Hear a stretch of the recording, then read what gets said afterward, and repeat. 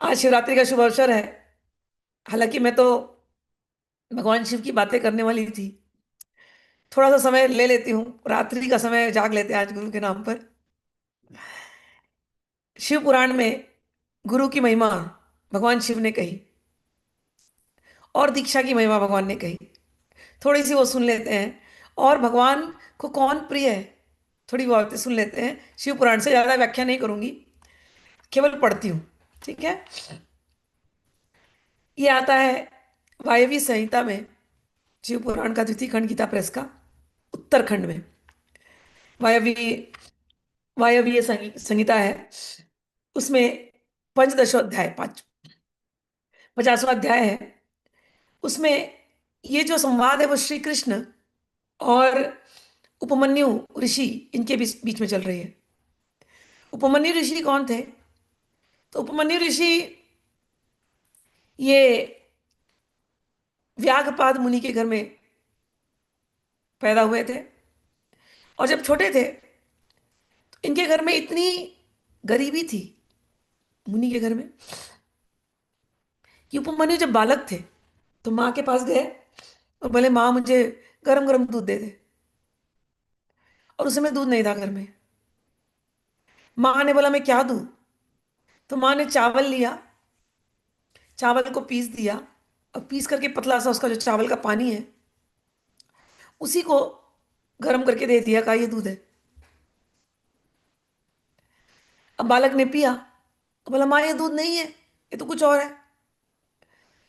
माँ थोड़ा सा दुखी हो गई कि मैं बालक को दूध तक नहीं दे पा रही हूँ। और माँ ने उपमन्यु से कहा, तो क्यों मुझे परेशान कर रहा है, दूध दे दूध दे, दूध नहीं है घर में। उपमन्यु ने कहा, ऐसा क्यों? जो भगवान सबका पेट भर रहे हैं, हमारे घर में दूध नहीं है, ऐसा क्यों? छोटे थे बालक। उस समय माता ने, अब ये ऋषि पत्नी है तो इनको शिव का ज्ञान तो था ही। उस समय माता ने उनको ज्ञान दिया कि देख बेटा, मैं शायद, मैं और तेरे पिता नहीं दे पा रहे हैं इस समय, लेकिन जो भगवान के रास्ते चलता है उसका दारिद्र्य मिट जाता है।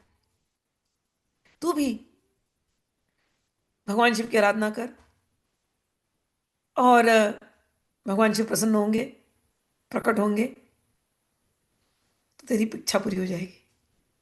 सोचो, 1 गिलास दूध के लिए उपमन्यु, छोटे से बालक, ध्रुव जैसे, निकल पड़े भगवान के, शिव को प्रसन्न करने।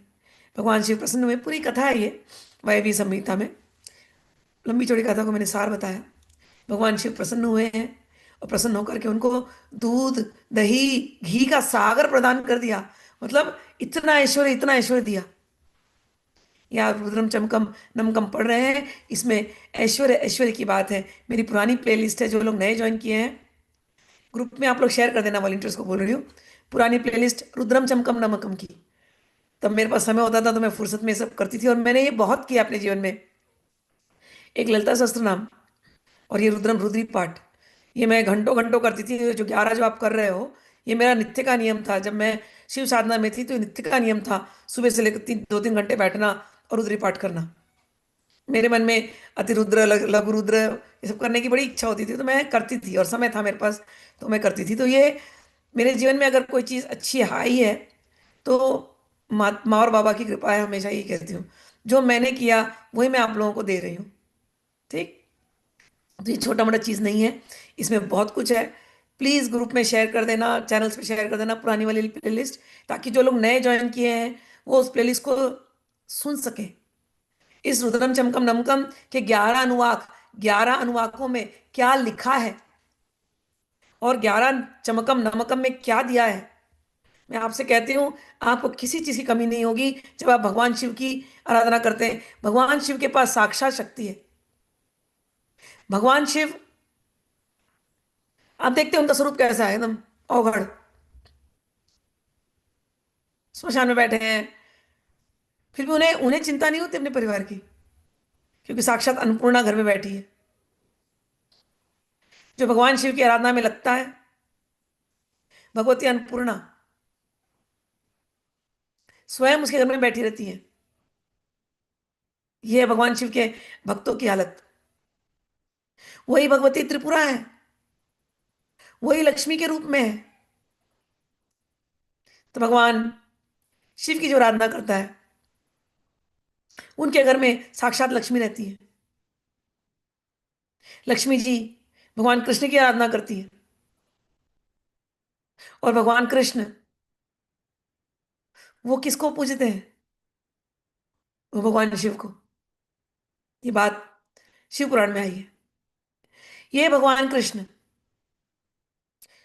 पुत्र प्राप्ति की इच्छा से उपमन्यु ऋषि के पास गए हैं। उपमन्यु ऋषि को भगवान शिव ने आशीर्वाद दिया कि मैं और भगवती तुझे अपना बेटा जैसे स्वीकार करते हैं, तुम हमारे लिए गणपति हो।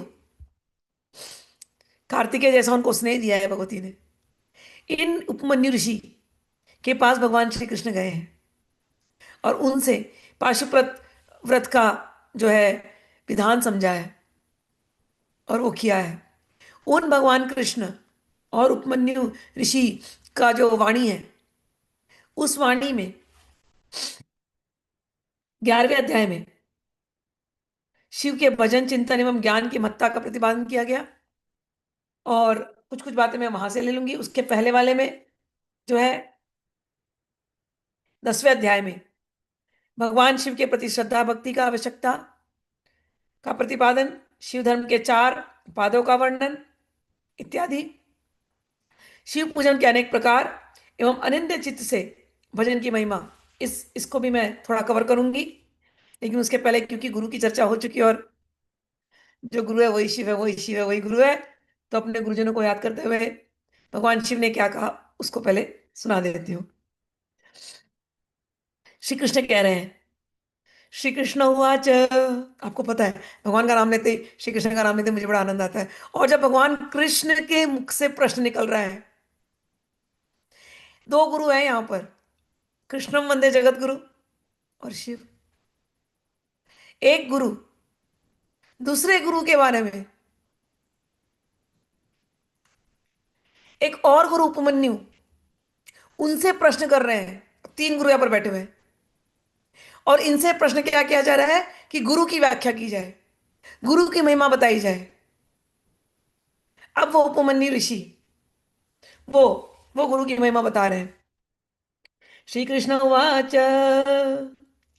भगवन् भगवन् मंत्र महात्म्यं भवता कथितं प्रभो, तत्प्रयोग विधानं च साक्षात् श्रुतिं समं यथा इदानीं श्रोतुमिच्छामि शिव संस्कारमुत्तमं मंत्र संग्रहणे किंचित सूचितं न तु विस्तृतम्। उपमन्युर्वाच, हन्त ते कथिष्यामि सर्वपाप विशोधनं संस्कारं परमं पुण्यं शिवेन परिभाषितं सम्यक् कृताधिकार स्यात् पूजादिषु नरो यत संस्कारः कथ्यते तेन षड्ध परिशोधनं दीयते येन विज्ञानं क्षीयते पाशबन्धनं तस्मात् संस्कार एवायं दीक्षात् येऽपि च कथ्यते शाम्भवी चैव शाक्ती च मान्त्री चैव शिवागमे दीक्षोपदिश्यते त्रेधा शिवेन परमात्मना गुरुर्ला गुरुर्ला लोकमात्रेण स्पर्शा संभाषणादि अपि सद्य संज्ञा भवेत् जंतो पशुपक्षय कारणी। श्री कृष्ण बोले, भगवान आपने मंत्र का महात्म्य, इसके पहले पंचाक्षर मंत्र का महात्म्य दिया गया पूरे। अब वो मैं नहीं कह रही हूँ, कभी अगली बार भगवान मौका देंगे तो शिव पुराण के पंचाक्षर मंत्र को डिटेल में समझाऊंगी। भगवान श्री कृष्ण बोले, भगवान आपने मंत्र का महात्म्य, उसका प्रयोग बताया, उसके प्रयोग का विधान बताया जो कि साक्षात वेद के तुल्य है। अब मैं उत्तम शिव संस्कार की विधि सुनना चाहता हूं, जिसे मंत्र ग्रहण करके प्रकरण में आपने कुछ सूचित किया था, पर उसका कुछ विस्तृत वर्णन कीजिए। उपमन्यु ने कहा, अच्छा, मैं तुम्हें शिव द्वारा, इसके द्वारा, शिव द्वारा, भगवान शिव साक्षात प्रकट हुए थे उपमन्यु को और अपना बेटा मान लिया है, तो समझ लेना उनके पुत्र के मुख से अब हम ज्ञान ले रहे हैं। मैं तुम्हें शिव द्वारा कथित परम पवित्र संस्कार का विधान बता रहा हूं, जो समस्त पापों का शोधन करने वाला है। मनुष्य जिसके प्रभाव से पूजा आदि में उत्तम अधिकार प्राप्त करते हैं, उस षड्व शोधन कर्म को संस्कार कहते हैं। इसकी विधि आगे बताई गई है। संस्कार आदि अर्थात शुद्धि करने से ही उसका नाम संस्कार पड़ा है। यह विज्ञान देता है और पाश बंधन को क्षीण करता है। इसलिए संस्कार को दीक्षा भी कहते हैं। तो दीक्षा का अर्थ क्या है? आपका शुद्धिकरण, आपका संस्कार, आपको संस्कार देना। ठीक, संस्कार देना वही दीक्षा का अर्थ है, और आपका शुद्धिकरण करना वही दीक्षा का अर्थ है। होता कैसे है?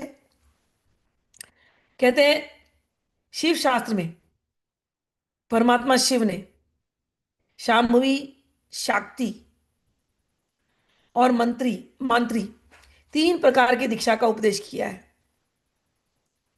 हमारे श्रीविद्या क्रम में सब होता है, लेकिन हमारे जो श्रीविद्या के क्रम है उसमें मांत्री दीक्षा ज्यादा इंपॉर्टेंट है। हमने नाम दिया है वैसा, लेकिन वो इसलिए दिया है क्योंकि भरोसा नहीं होता लोगों को इसके लिए।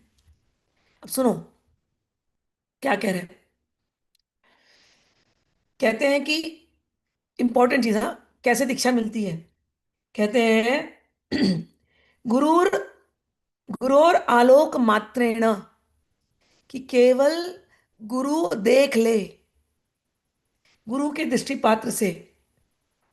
गुरोर आलोक मात्रेण स्पर्शात संभाषणादपि, गुरु के स्पर्श मात्र से, गुरु के संभाषण मात्र से, सद्य संज्ञा भवेत जंतो, सद्य ही संस्कार हो जाता है। पाशो क्षय कारिणी, सद्य ही उसका पशुपाश, जिस पशु हमारे तंत्र में पशु भाव, वीर भाव और दिव्य भाव होते हैं, तीन प्रकार के भाव होते हैं। हम पशु भाव में जाते हैं गुरु के पास। कहते हैं गुरु के देखने मात्र से, गुरु के स्पर्श मात्र से, गुरु से बातचीत करने के मात्र से, संभाषण करने मात्र से जीव को जो तत्काल पाशों का नाश करने वाली संज्ञा अर्थात सम्यक बुद्धि, सम्यक समझदारी जो प्राप्त होती है, वह शांभवी दीक्षा कहलाती है। इजी। किससे शांभवी दीक्षा? किससे? गुरु ने देख लिया, गुरु ने स्पर्श कर दिया, गुरु ने बातचीत में तुमको सिखा दिया, कुछ ज्ञान दे दिया, जिससे तुम्हारी मुक्ति हो गई। केवल उतने मात्र से शांभवी दीक्षा है, विश्वास करो तो। उस दीक्षा के भी दो भेद हैं, तीव्रा और तीव्रतरा। पाशों के क्षीण होने में जो शीघ्रता या मंदता होती है, उसी के भेद से दो भेद हुए।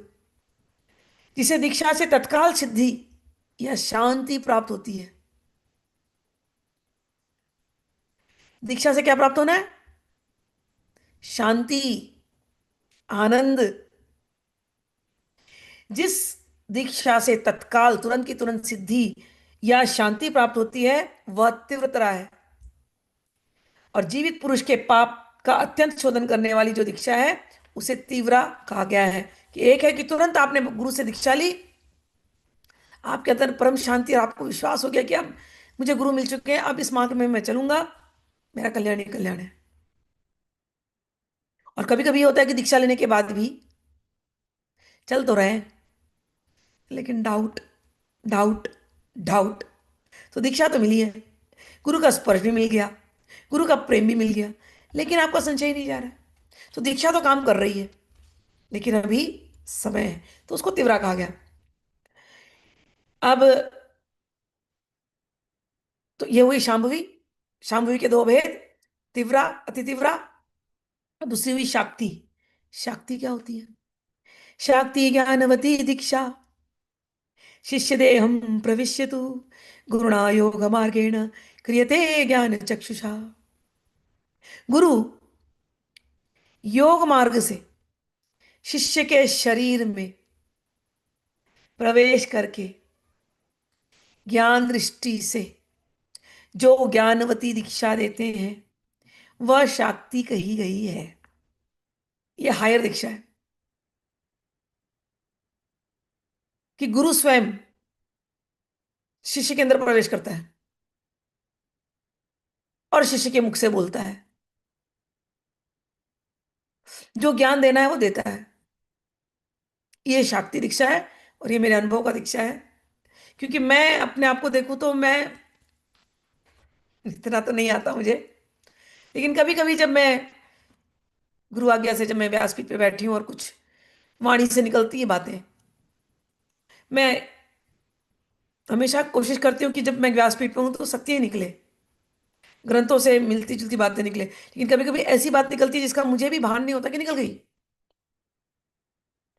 और बाद में वो कई सालों बाद किसी न किसी ग्रंथ से वो मिलता जुलता मिल जाता है मुझे, तो मुझे याद आता है, अरे उस दिन ऐसा बोला था।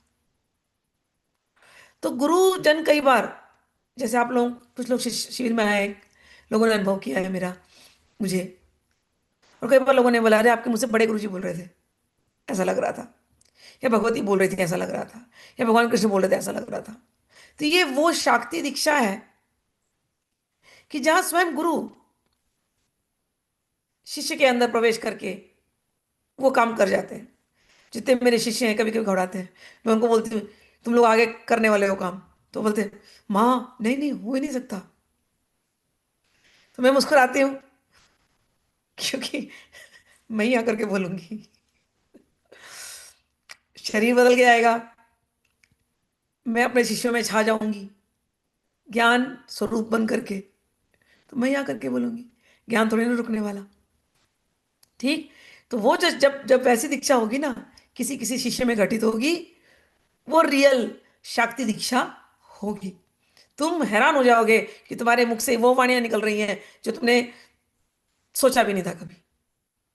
क्योंकि कि मैं देखती हूँ ना, मैं अब यहाँ सागर है, मैं कई बार सोचती हूँ मैं यूट्यूब में भी नहीं दे पा रही हूँ, मैं जूम क्लासेस में भी नहीं दे पा रही हूँ, मैं ग्रंथों को खोल करके भी नहीं दे पा रही हूँ।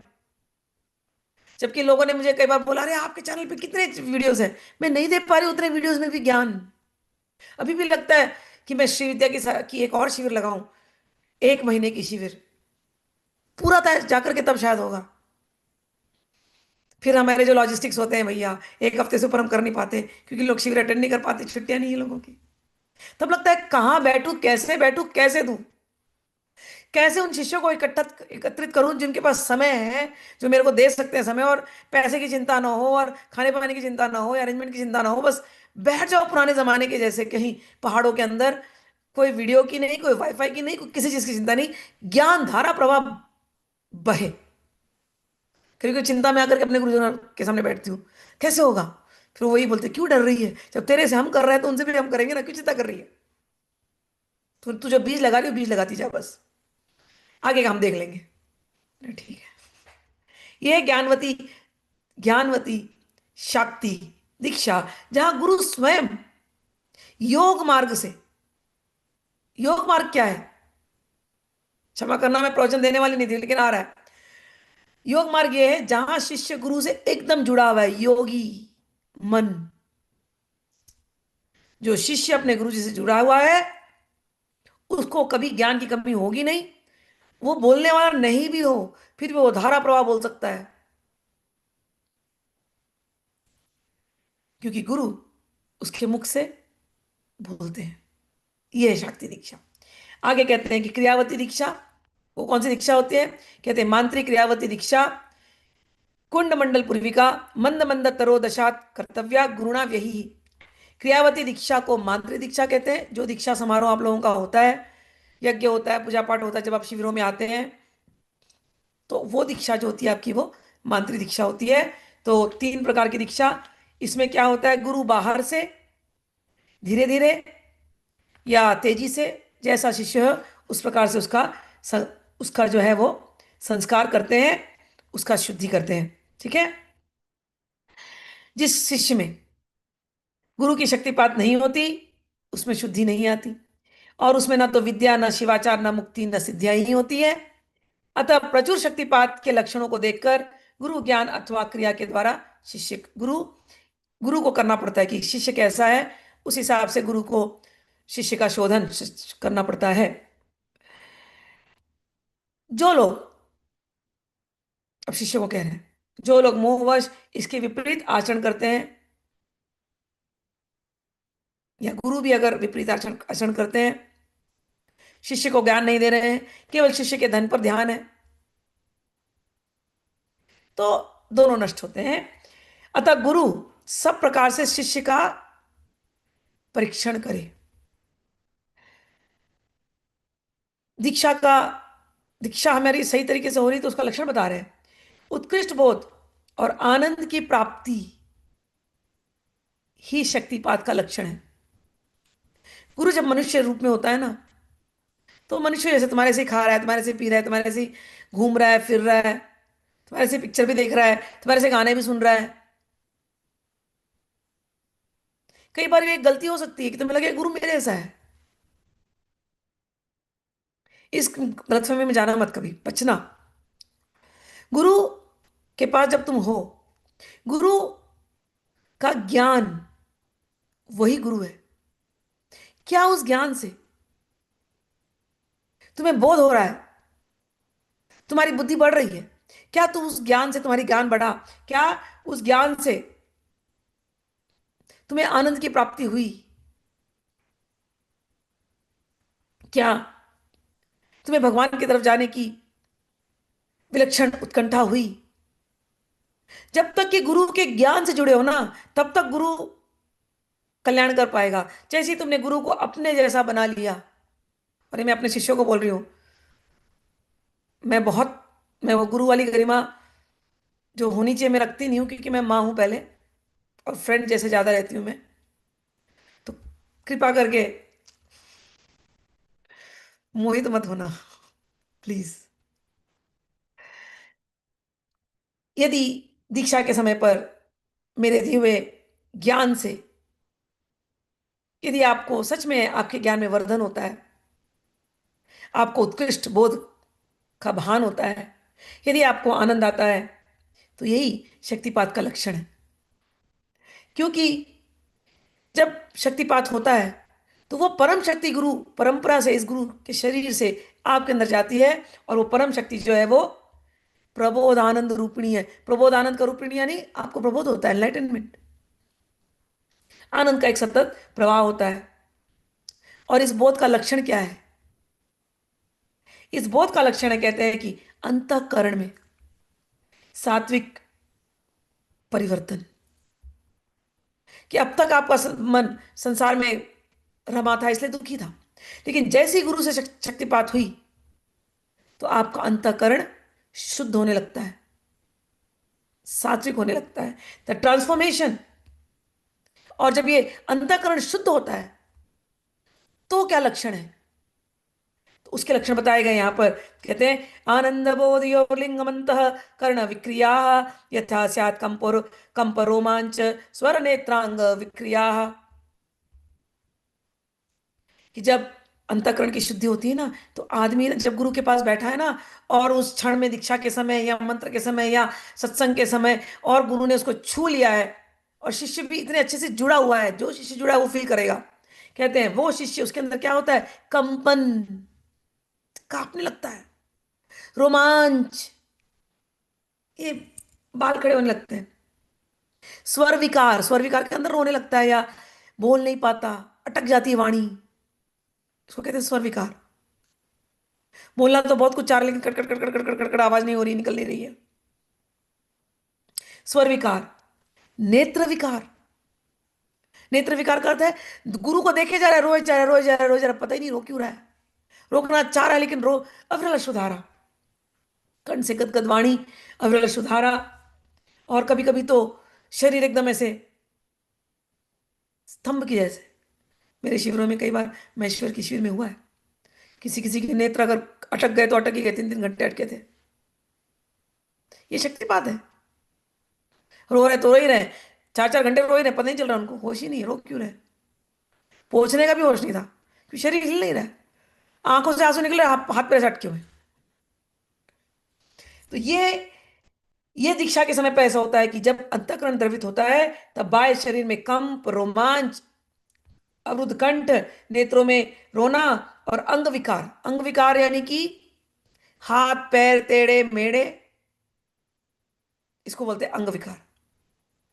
आंखें अजीब सी, हाथ में जैसे मतलब जैसे कभी कभी ऐसा लगे पैरालिटिक अटैक आ गया, ऐसा भी होता है। तो यहां पर यह दिया गया है, ऐसे अंग विकार और खूब पसीना, ये भी होता है। आगे क्या है कि शिष्य भी, अब शिव पूजन कैसे हो, कहते हैं शिष्य भी शिव पूजन आदि में गुरु का संपर्क प्राप्त करके अथवा उनके साथ रह करके उनमें प्रकट होने वाले इन लक्षणों से गुरु की परीक्षा करें। अब गुरु के पास आप बैठे हो, क्या आपको सच में ऐसा फील हो रहा है, जितना गुरु शिष्य की परीक्षा कर रहे हैं ना, शिष्य भी गुरु की कर ले, क्या ये फीलिंग अंदर से आई उस गुरु के साथ बैठ करके? शिष्य गुरु का शिक्षणीय होता है और उसका गुरु के प्रति गौरव होता है, इसलिए सर्वथा यह प्रयत्न करके शिष्य ऐसा आचरण करे जो गुरु के गौरव के अनुरूप हो। आगे कहते हैं, अब ये बात जो आपने बारंबार सुनी है, ये शिव पुराण में उपमन्यु जी, जो कि शिव जी के पुत्र हैं, पुत्र समान है, उन्होंने श्री कृष्ण को कही है, क्या कही है, य यो गुरु स शिव प्रोक्तो य शिव स गुरु स्मृत, गुरुर्वा शिव एवाथ विद्याकारेण संस्थिता, यथा शिवस्तथा विद्या, यथा विद्या तथा गुरु, शिव विद्या गुरुणाम च पूजया सदृशम फलम। कौन है शिव? कहते जो गुरु है वही शिव, जो गुरु है वही शिव है, और जो शिव है वही गुरु माना गया है। और गुरु ने जो विद्या दे दी, वही विद्या वो भी शिव है, और वही विद्या वो भी गुरु है। तो जैसे शिव है वैसे गुरु है। तो जो गुरु है वह शिव कहा गया, जो शिव है वह गुरु माना गया। विद्या के आकार में शिव ही गुरु बनकर के विराजमान है। जैसे शिव है वैसी विद्या है, जैसे विद्या है वैसे गुरु है। शिव विद्या और गुरु के पूजन से समान फल मिलता है। शिव, आगे कहते हैं, सर्व वेदात्मक है और गुरु सर्व मंत्रमय। अतः संपूर्ण यत्न से गुरु की आज्ञा को शिरोधार्य करना चाहिए। यदि शिष्य को अपनी इच्छा, अपनी कल्याण की इच्छा है, तो वह मन से गुरु की सभी आज्ञा को माने और मन से भी गुरु की आज्ञा का उल्लंघन न करे, क्योंकि गुरु की आज्ञा का पालन करने वाला ज्ञान रूपी संपदा को प्राप्त करता है। आगे कहते हैं, क्या करे, चलते बैठते सोते तथा भोजन करते समय अन्य कर्म नहीं करना चाहिए। यदि गुरु के सामने कर्म करे तो उनकी आज्ञा से, गुरु के घर में अथवा उनके सामने अपने इच्छा के अनुरूप आसन पर न बैठे, क्योंकि गुरु साक्षात देवता होते हैं और उनका घर देव मंदिर है। आगे कहते हैं, जैसे पापियों के संग के कारण उनके पाप से मनुष्य पतित होता है, जैसे अग्नि के संपर्क से सोना गंदगी छोड़ देता है, वैसे ही गुरु के संपर्क से मनुष्य पाप से मुक्त हो जाता है। जैसे अग्नि के पास स्थित घड़े में रखा हुआ घृत पिघल जाता है, वैसे ही आचार के संपर्क से, गुरु के संपर्क से शिष्य का पाप पिघल जाता है। जैसे प्रज्वलित अग्नि सूखे तथा गीले पदार्थ को जला डालती है, वैसे ही यदि गुरु प्रसन्न हो जाए तो क्षण भर में पाप को जला देते हैं। आगे कहते हैं, मनसा कर्मणा वाचा गुरु क्रोधम न कारयेत्। कोई ऐसा कर्म ना करो अपने मन से, वाणी से या कर्म से, जिससे को क्रोध आ जाए, जिससे गुरु को कुपित होना पड़े। तस्य क्रोधेन दह्यन्ते यायुश्रीगान सत्क्रिया तत्क्रोधकारिणो ये स्युस् तेषां यज्ञाश्च निष्फला। कहते हैं कि जैसे गुरु के संपर्क से आपके सारे पाप नष्ट हो जाते हैं, लेकिन यदि आप मन से, वचन से, कार्य से, कर्म से कुछ ऐसे कर्म करते हैं जिससे क्रोधित होते हैं गुरु, तो कहते हैं उनके क्रोध से, गुरु के क्रोध से आयु, श्री, ज्ञान तथा सत्कर्म ये आपके सारे जल जाते हैं। जो गुरु को कुपित कुपित करते हैं उनके यज्ञ, यम तथा नियम सब निष्फल हो जाते हैं। इसमें संदेह नहीं करना चाहिए। ये वाणी है। आगे कहते हैं मनुष्य को चाहिए कि जो वचन गुरु के विरुद्ध हो उसे उसे कभी ना बोले।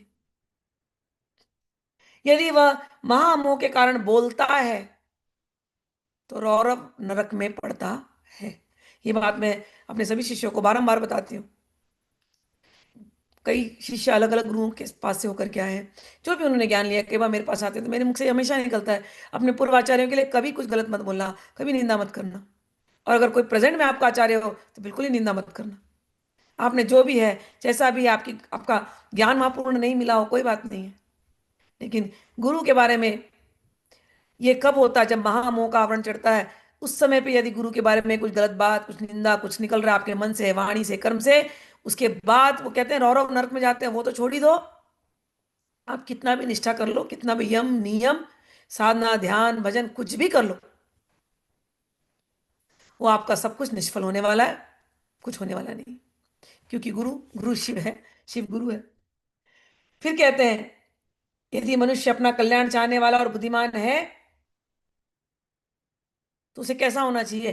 कहते हैं गुरु के प्रति मन, वाणी और क्रिया द्वारा कभी मिथ्याचार, कपटपूर्ण वर्ताव ना करे।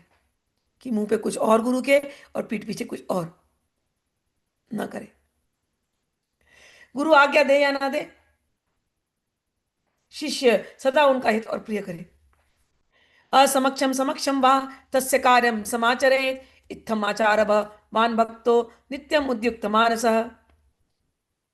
चाहे गुरु सामने हो या ना हो, कहते हैं उनके सामने और पीठ पीछे भी उनका कार्य वो करता रहे। ये गुरु सेवा से बढ़कर के कोई साधना नहीं है। जो ये वॉलंटियर्स यहाँ पर दिन रात लग करके कर रहे हैं, कई बार वॉलंटियर्स के मन में ये आता है माँ हमारी साधना तो रुक रही है। मैं आप लोगों को, मैं ये चैप्टर बोलने वाली नहीं थी, मैं कुछ और बोलने वाली थी, लेकिन अब समय हो गया इसलिए मैं इस चैप्टर में एंड करूंगी। ये मैं भगवान शिव की वाणी बता रही हूँ। सोते उठते जागते जो शिष्य लगे हुए हैं रातों दिन काम करने में, समझ लो। मैं तो, आप जानते हो, इतनी इन्वॉल्व नहीं रहती हूँ। समझ लो भगवान शिव की कृपा आपके ऊपर हो रही है, साक्षात शिव की कृपा हो रही है। जहां गुरु सेवा का कार्य होता है वहां शिव की कृपा अपने आप होती है। आप साधना करें या नहीं करें, गुरु को टेंशन ज्यादा होती है आपके कल्याण की। ठीक है, तो यहाँ वो कह रहे हैं उनके सामने, गुरु के सामने और पीठ पीछे भी उनका कार्य करता रहे। ऐसे आचार से युक्त गुरु भक्त और सदा मन में उत्साह रखने वाला जो गुरु का प्रिय कार्य करने वाला शिष्य है, वह शैव धर्मों के उपदेश का अधिकारी है। यदि गुरु गुणवान, विद्वान, परमानंद का प्रकाशक, गुरु के लक्षण है, गुरु कैसा हो? गुणवान, विद्वान, वेद को जानने वाला, परम आनंद का प्रकाशक हो और तत्व को जानता हो, और वह शिव भक्त है और मुक्ति को देने वाला, तो वही मुक्ति दे सकता है, दूसरा नहीं दे सकता। तो गुरु के अंदर ये गुण होने चाहिए कि गुरु को तत्व पता है, गुरु को वेद पता है, गुरु को ज्ञान पता है। गुरु अपना कल्याण कर सकता हो, वो दूसरों का भी कल्याण कर पाएगा। ज्ञान उत्पन्न करने वाला जो परमानंद जनित तत्व है, उसे जिसने जान लिया है वह आनंद का साक्षात्कार करा करा सकता है। ज्ञान रहित नाम मात्र का गुरु ऐसा नहीं कर सकता। नाम मात्र के गुरु नहीं होने चाहिए। जो गुरु ज्ञान देता है वही आगे तक ले जा पाएगा। इसमें बहुत कुछ बातें कही गई हैं, कुछ एक आधा बात और कर देती हूं। शिष्य जब गुरु के पास जाए तो तत्व को ना भूले।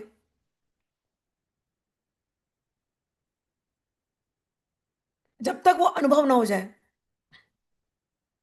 वो आत्मज्ञान आत्म साक्षात्कार, तब तक गुरु के साथ रहे। आगे कहते हैं कि योग्य गुरु चुनकर, योग्य गुरु चुने, और योग्य गुरु का जब तक अच्छी तरह ज्ञान ना हो जाए तब तक विनयाचार चतुर मुमुक्षु शिष्यों की को उनकी निरंतर सेवा करनी चाहिए। उनका अच्छी तरह ज्ञान सम्यक परिचय हो जाने पर उनमें सुस्थिर भक्ति करे। जब तक तत्व का बोध न प्राप्त हो जाए तब तक निरंतर गुरु सेवा में लगे। आगे उन्होंने कहा है कि तत्व को कभी ना छोड़े और ना किसी तरह से उसकी उपेक्षा करें ज्ञान की। जिसके पास 1 वर्ष तक रहने पर भी शिष्य को थोड़े से भी आनंद की अनुभूति नहीं होती, या प्रबोध की, मतलब लग रहा है कि हम बैठे हैं लेकिन हमको ज्ञान ही नहीं मिल रहा है, वहीं के वहीं रह गए, तो वह शिष्य उस गुरु को छोड़ करके, कि ज्ञान अगर आपकी बढ़ोतरी नहीं हो रही है तो उस शिष्य को छोड़ करके दूसरे गुरु का आश्रय वो ले सकता है, ऐसा भी कहा गया है, जहां पर आपको ज्ञान नहीं मिल रहा।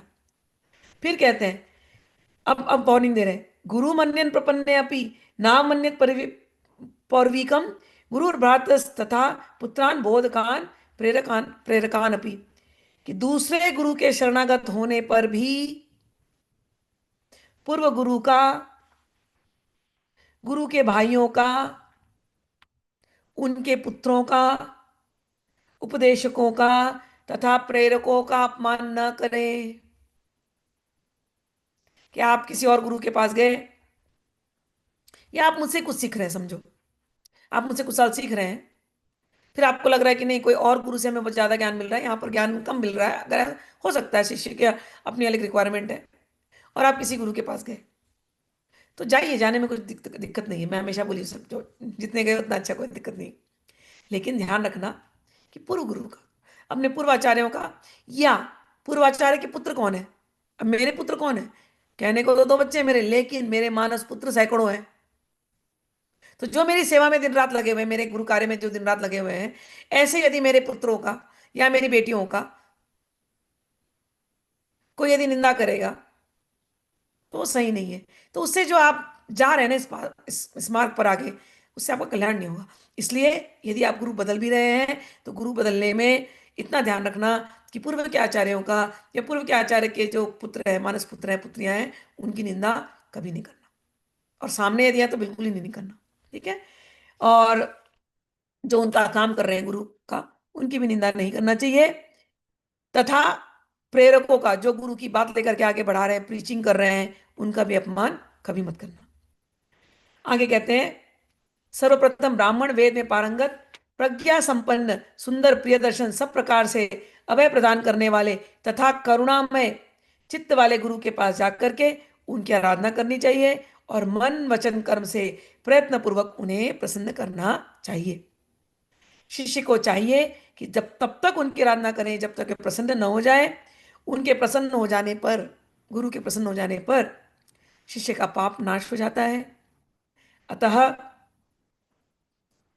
धन, रत्न, जगह जमीन क्षेत्र, गृह, आभूषण, वस्त्र, वाहन, शैया इत्यादि सब कुछ भक्ति पूर्वक अपने धन सामर्थ्य के अनुसार गुरु को प्रदान करना चाहिए। यदि शिष्य परम परम गति चाहता है तो उसे धन धन की कृपणता, कंजूसी नहीं करनी चाहिए। गुरु ही माता है, स एव जनको माता भर्ता बंधुर्धनम सुखम सखा मित्रम च यत् तस्मात् सर्वं तस्मै निवेदयेत्।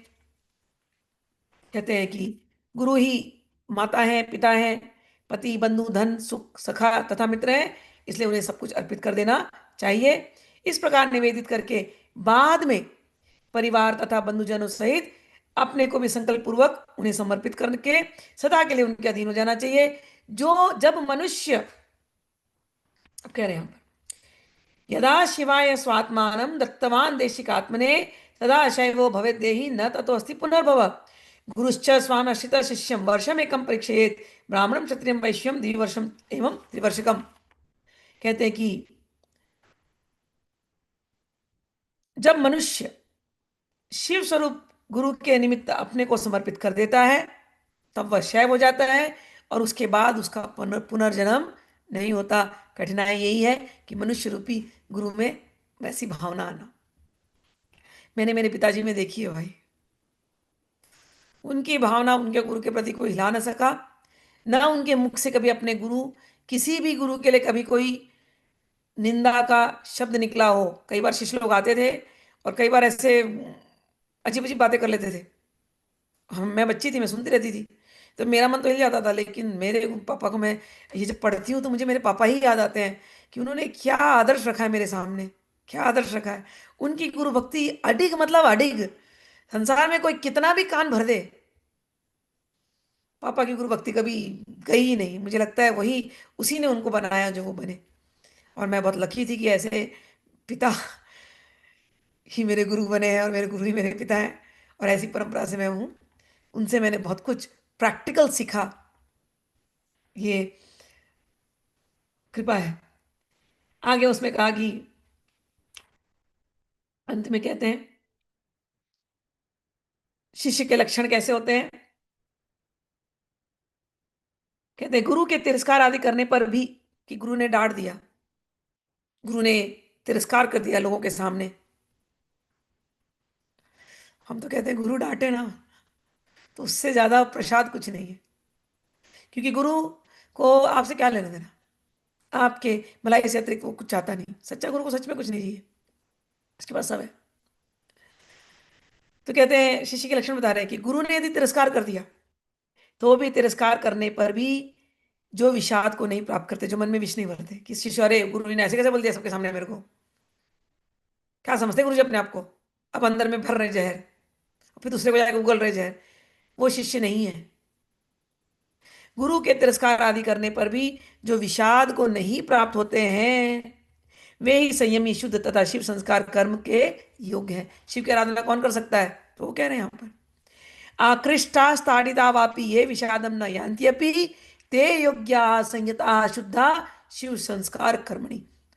जो शिष्य हैं, जो गुरु की शिक्षा ग्रहण कर रहे हैं, जो शिष्य गुरु के अनुशासन में है, गुरु के डांटने पर भी, अपमान करने पर भी यदि कोई अपने हृदय में गुरु की बात को नहीं, मतलब विषाद पूर्वक नहीं ले रहा है, तो वो जाकर के शिव पूजन के योग्य है। क्योंकि शिव कौन? शिव गुरु है।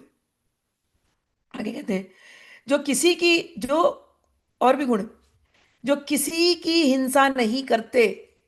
और ये गीता में समझाया भगवान ने कि मन वाणी कर्म से भी हिंसा नहीं, सपनों में भी हिंसा नहीं। हिंसा का अर्थ क्या होता है? किसी को दुखी करना, किसी को ऐसे कठोर शब्द बोल देना कि वो व्यक्ति दुखी, और हमें उसका कम भी नहीं, कि हमने हमने बोल दिया। तो मन वाणी कर्म से भी किसी को दुखी नहीं करना, प्राणी मात्र को दुखी नहीं करना, वो सच्चा अहिंसा है। स्वप्न में भी किसी के बारे में कोई ऐसे अपशब्द ना बोल देना जिससे कोई दुखी हो जाए। और अगर हमारे से ऐसा निकल गया कभी शब्द, तो जाकर के उस व्यक्ति से तुरंत माफी मांगना कि हमें क्षमा कर दो, हमसे ये गलती हो गई, ये अपराध हो गया, हम अपने ऊपर काम कर रहे हैं इस समय, ये पुराने संस्कार वश ऐसे शब्द निकल जाते हैं। ये सच्ची अहिंसा अहिंसा है। गीता में बहुत मैंने इस पर जोर दिया। मैंने क्या दिया? भगवान ने दिया। वही बात यहां पर उपमन्यु जी कृष्ण जी को बता रहे हैं कि शिष्य के अंदर क्या गुण होने चाहिए। अहिंसा का, अहिंसका, किसी पर अहिंसा ना करे। दयावंतो, जो सब पर दया करे, अपने से छोटे पर, अपने से बड़े पर। अहिंसका दयावंतो नित्यम उद्युक्त चेतसः अमानिनो बुद्धिमंत त्यक्त स्पर्धा प्रियम वदा। शिष्य के गुण क्या हो, साधक के गुण क्या हो, शिव प्रेमी के गुण क्या हो, शिव भक्त के गुण क्या हो, गुरु भक्त के गुण क्या हो? अहिंसा, सबके प्रति दया, और सदा हृदय में उत्साह रह करके सब कार्य करने में उद्यत, और अमानी। कितनी बार ये बात हर जगह कही है, अमानी। बिल्कुल उसको अपने मान सम्मान की पड़ी नहीं है। भाई हमको कोई मान नहीं कर रहा, हमको कोई प्रेज नहीं दे रहा, मेरी कोई तारीफ नहीं कर रहा, अमानी, अमानी होकर के सेवा करे। कहते हैं कि अभिमान शून्य, बुद्धिमान, और बुद्धिमान के साथ साथ स्पर्धा रहित होकर के प्रिय वचन बोलते हैं। रैट रेस नहीं, ये शिष्य को वो दे दिया तो वो शिष्य को वो दे दिया, नहीं, किसी से कोई स्पर्धा नहीं। हम सेवा करने आए, हम सेवा कर रहे हैं कि गुरु सेवा शिव सेवा। तो कह रहे स्पर्धा रहित होकर के प्रिय वचन बोलते हैं, मीठे बात, सरल, कोमल, स्वच्छ, विनयशील, सुस्थिर चित्त, शौच आचार से संयुक्त, वही शिव भक्त होते हैं, वही शिव भक्त होते हैं। और जो शिव भक्त होते हैं, ऐसे आचार व्यवहार वाले द्विजातियों को मन, वाणी, शरीर और क्रिया द्वारा यथोचित रीति से शुद्ध करके तत्व का बोधन कराना चाहिए। ये गुरु का कार्य है, यह शास्त्रों का निर्णय है। तो गुरु के भी बारे में बता दिया और शिष्य के बारे में बता दिया। आगे कहते हैं, अंत में कहते हैं, इस विषय में और क्या कहा जाए। भुवनात्र की मुक्ते न योपि को अपि शिवाश्रय, जो कोई भी शिव जी का आश्रय ले ले और साथ में संस्कार्यो गुरुवाधीन चेत संस्क्रिया न प्रविद्यते गुरुरालोकनादेव स्पर्शात संभाषणादपि यस संजायते प्रज्ञात से नास्ति पराजय। कहते हैं, जो कोई भी शिव जी का आश्रय ले ले और गुरु का अनुगत हो जाए, तो गुरु को चाहिए कि वे ऐसे शिष्य को दीक्षा आदि से संस्कार संपन्न करे। अधिकारी भेद से संस्कार की प्रक्रिया प्रक्रिया भिन्न हो जाती है। फिर से वही बात उन्होंने जो शुरुआत की थी वहीं पर आकर के एंड कर रहे हैं इस चैप्टर को। कह रहे हैं, गुरु के द्वारा कृपा पूर्वक देखने,